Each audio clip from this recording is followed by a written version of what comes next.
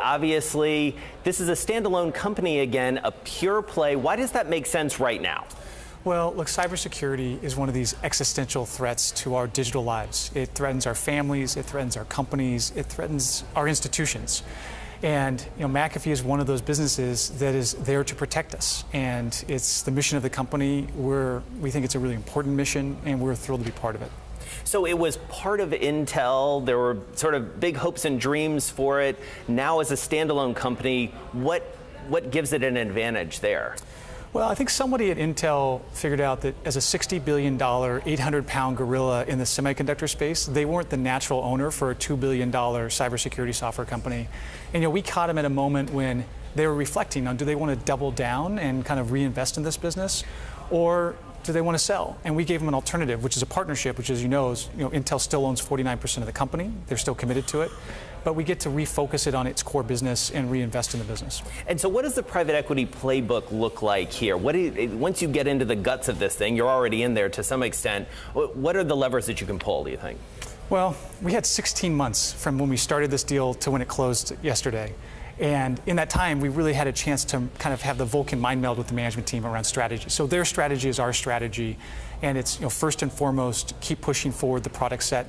It's a really great set of products, but it can be better, and they're making it better every day. Second, we have great customers, and we have deep relationships with those customers, but it's even broadening our scope with those customers.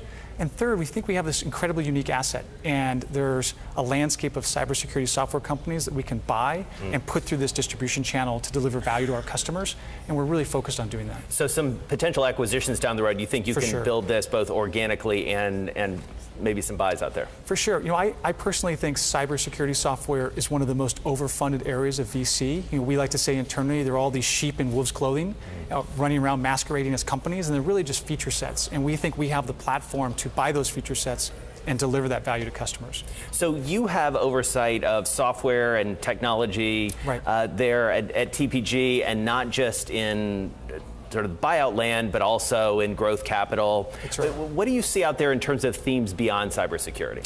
Cybersecurity is an important one, but look, our team, you're correct, we do both large-scale capital deals as well as smaller growth deals. We've done everything from $15 million seed investments to $1.5 billion equity checks, and we see the whole landscape. Our team's been together for a long time. We've been working together for over a decade.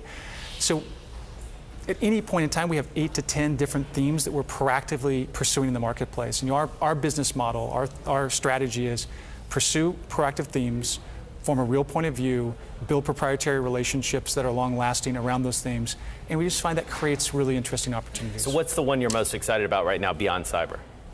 Well, so healthcare. Healthcare is a $1 trillion industry that is completely retooling its back office, and there are a number of really important software businesses that are being built to go help customers deliver on that promise. And we've been pursuing it now for a number of years, and we've just closed our first major investment, and we have others that we're in the works on right now. So competitively, who do you run into most in the market out there? Is it VCs with a lot of ambition? Is it other private equity firms? Is it strategics? All of the above? What is the competitive landscape out there right now? Well, when I started doing this in 2000, there were 2 or 3 of us, and that was it.